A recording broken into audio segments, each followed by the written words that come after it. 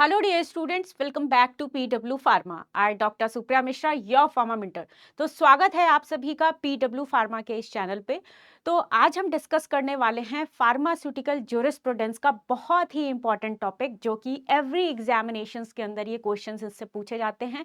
वो है pharmacy council of India में टोटल मेंबर्स कितने होते हैं। तो फार्मेसी काउंसिल ऑफ इंडिया के मेंबर्स आज हम डिस्कस करने वाले हैं। चाहे वो स्टेट गवर्नमेंट एग्जामिनेशंस हो या फिर सेंट्रल लेवल के एग्जामिनेशंस हो, हर जगह इनसे क्वेश्चंस बनते ही बनते हैं।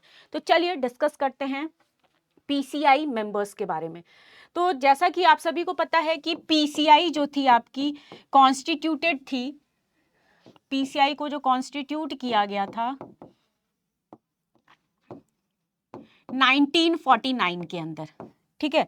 1949 में कॉन्स्टिट्यूटेड थी आपकी पीसीआई।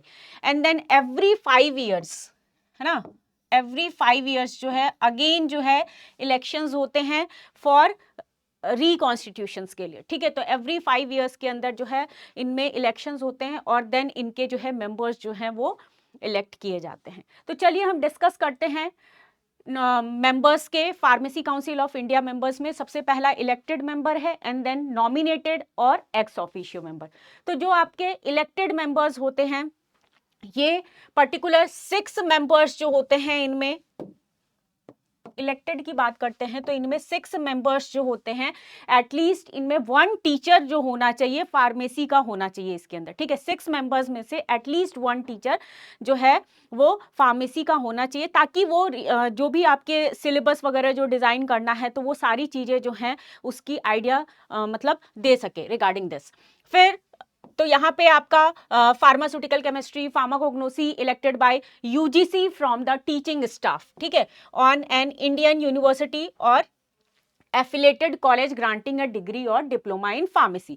तो यहाँ पे इलेक्टेड मेंबर्स की अगर आप बात करोगे तो ये हो गए आपके 6 मेंबर्स जो होते हैं, ये इलेक्टेड मेंबर्स होते हैं, ठीक है। तो ये आपके पर्टिकुलर इलेक्टेड मेंबर्स जो होते हैं ये गवर्नमेंट जो है इनको चूज करती है, ठीक है। अगर हम नॉमिनेटेड मेंबर्स की बात करते हैं तो ये सेंट्रल गवर्नमेंट जो होगी इन्हें चूज करती है, ठीक है।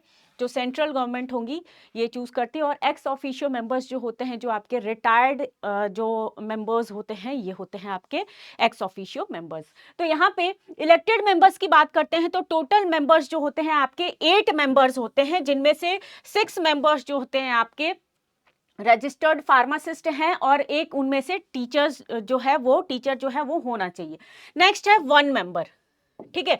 1 मेंबर की बात करते हैं तो ये आपका एमसीआई से रजिस्टर्ड होना चाहिए, मेडिकल काउंसिल ऑफ इंडिया से। तो टोटल अगर आप देखोगे again 1 member state pharmacy council से होना चाहिए, ठीक है।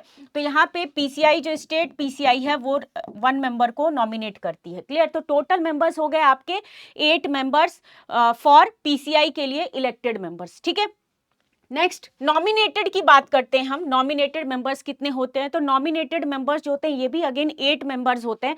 अब कैसे कैसे जो है ये नॉमिनेट किए जाते हैं थ्रू सेंट्रल गवर्नमेंट के द्वारा। तो यहाँ पे 6 मेंबर्स जो हैं आपके nominated by the central government, including at least 4% possession degree और डिप्लोमा इन फार्मेसी, ठीक है। इनमें से 4 जो हैं डिग्री और डिप्लोमा, कोई भी डिग्री या डिप्लोमा जो बी फार्मा की होनी रिक्वायर्ड है फॉर नॉमिनेटेड मेंबर्स के लिए, ठीक है। तो ये हो गए 1 मेंबर जो है आपके, ये आपके चाहे ये अपॉइंट किए जाएंगे यूजीसी से या फिर अगर आपका कॉलेज एआईसीटी अप्रूव्ड है तो एआईसीटी जो है इसे जो है नॉमिनेट करती है, क्लियर। तो यहाँ पे 1 मेंबर आपके यूजीसी और एआईसीटी से होंगे।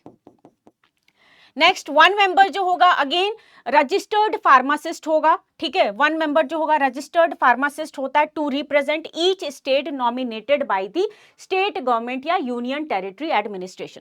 तो यहाँ पे एक मेंबर जो है आपका ये स्टेट या यूनियन टेरिटरी से रिप्रेजेंट कर रहा होगा, इलेक्टेड होगा। 1 रजिस्टर्ड फार्मासिस्ट होगा। तो एग्जैक्टली कितने हो गए 8 मेंबर्स। बट यहाँ पे लास्ट की अगर मैं बात करूं 1 मेंबर जो रजिस्टर्ड फार्मासिस्ट की, तो यहाँ पे एवरी स्टेट से, ठीक है, एक एक फार्मासिस्ट आपका लिया जाता है। तो टोटल अगर हम बात करते हैं स्टेट्स में तो 28 + 8 यूनियन टेरिटरीज की हमने बात करी। तो इस तरीके से आप देखोगे तो 36 तो ऐसे ही हो गए आपके, है ना।